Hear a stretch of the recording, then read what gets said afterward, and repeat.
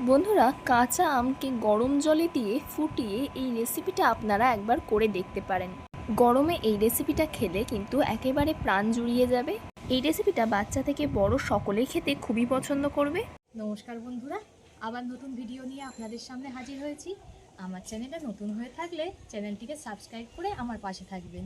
চলুন আর কথা না বাড়িয়ে ভিডিওটা শুরু করা যাক। এখানে আমি দুটো আম নিয়ে নিয়েছি। দেখবেন অবশ্যই আমটা যেন কাঁচা হয়। এবার আমগুলোকে আমি খুব ভালোভাবে ধুয়ে নেব। বন্ধুরা, আমার চ্যানেলে নতুন হয়ে থাকলে চ্যানেলটিকে সাবস্ক্রাইব করে আমার পাশে থাকবেন। আমি এইভাবেই দুটো আমকে খুব ভালোভাবে ধুয়ে নেব। আমগুলো কিন্তু আমার ধোয়া হয়ে গেছে। এখানে আমি একটা জল গরম হতে বসিয়ে দিয়েছি। জলটা কিন্তু হালকা গরম হয়েছে।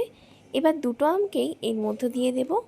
দেখুন জলটা ফুটছে, আমের পিছনের দিকটা কালার চলে এসছে। ঠিক এইভাবে দুদিকে খুব ভালোভাবে সিদ্ধ করে নেব। আগুনটা মিডিয়ামে রেখে সিদ্ধ করে নিতে হবে, নয়তো ভিতরের আমগুলো নরম হবে না আর রেসিপিটা খুব একটা ভালোও হবে না। দুদিকেই খুব ভালোভাবে সিদ্ধ করে নিতে হবে। ঠিক এইভাবে দুদিকেই ভালো করে সিদ্ধ করে নিতে হবে 5-7 মিনিট মতো। আর জলের কালারটা দেখুন কেমন চেঞ্জ হয়ে গেছে। আমি 5-7 মিনিট মতো খুব ভালোভাবে দুদিকে সিদ্ধ করে নিয়েছি। দেখুন নরম হয়ে গেছে। এবার নামিয়ে নেব। নামিয়ে আমগুলোকে ঠান্ডা করে নেব। দুটো আমি নামিয়ে নিলাম। এবার আমগুলোকে ঠান্ডা করে নেব। আমগুলোকে আমি ঠান্ডা করে নিয়েছি। এবার আমের ভেতরকার শাঁসগুলো বের করে নেব। একটা চামচ দিয়ে ঠিক এইভাবে ভিতরকার শাঁসগুলো বের করে নেব। এই গরমে এই আমের এই রেসিপিটা একবার হলেও বন্ধুরা ট্রাই করবেন, খুবই ভালো লাগবে। ছোট থেকে বড় সবাই খুবই পছন্দ করবে। আমার বন্ধুরা কে কোথার থেকে দেখছেন কমেন্ট করে জানাবেন, তাহলে আমি বুঝতে পারবো আমার বন্ধুরা কোথার থেকে দেখছে। আর আপনারা এত সুন্দর সুন্দর কমেন্ট করেন, আমার পড়তে ভীষণই ভালো লাগে। এইভাবে পাশে থেকে সাপোর্ট করার জন্য সকলকে অসংখ্য ধন্যবাদ। একটা আমের ভিতরকার শাঁসগুলো সব বের করে নিয়েছি।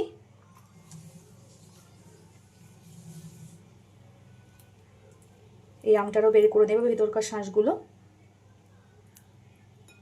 আমের খোলা থেকে সব আমের শাঁসগুলো বের করে নিয়েছি। এবার আটি থেকেও বার করে নেব। দেখুন আটির গায়ে থেকে কত সুন্দর সব শাঁসগুলো বেরিয়ে এসছে।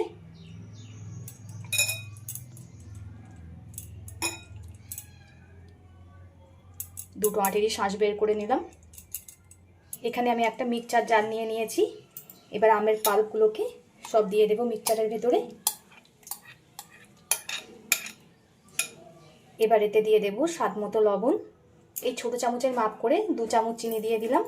মিষ্টিটা আপনারা পরিমাণ মতো ব্যবহার করবেন, যে যেমন মিষ্টি খেতে পছন্দ করেন।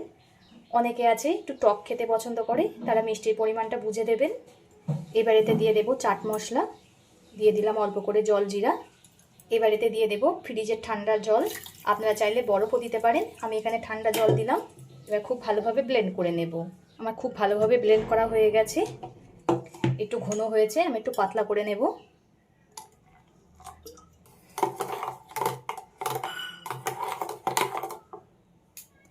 আপনারা যদি ঘন পছন্দ করেন ঘন করবেন, আমি একটু পাতলা করে নিলাম। এবার কিন্তু গ্লাসে পরিবেশন করে দিলেই হয়ে যায়। বন্ধুরা, এখন যেহেতু আমের সিজন, তাই কাঁচা আম শেষ হয়ে যাওয়ার আগেই কিন্তু এই রেসিপিটা একবার অবশ্যই বানিয়ে দেখবেন। খেতে কিন্তু অসাধারণ লাগে। আশা করি আজকের এই সিম্পলভাবে তৈরি করা আমের শরবতটা আপনাদের সকলেরই ভালো লেগেছে। কেমন লেগেছে কমেন্ট করে কিন্তু জানাতে ভুলবেন না। আপনাদের কমেন্টের আশায় থাকবো। আর এই গরমে যদি কাউকে আমের শরবত একবার বানিয়ে দেন, তাহলে কিন্তু সে খুবই খুশি হয়ে যাবে। বন্ধুরা, আপনারা আমার চ্যানেলে কেমন রান্না দেখতে পছন্দ করেন কমেন্ট করে জানাবেন। আমি তেমন রান্না বানানোর চেষ্টা করব। বাচ্চা থেকে বড় সকলেই কিন্তু এই শরবতটা খেতে খুবই পছন্দ করবে। ওপর থেকে পুদিনা পাতা দিয়ে দিলাম।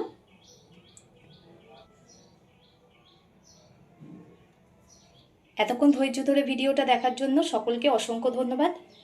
সবাই সুস্থ থাকবেন, ভালো থাকবেন। পরবর্তী একটা রেসিপি নিয়ে আপনাদের সামনে আবার হাজির হচ্ছি।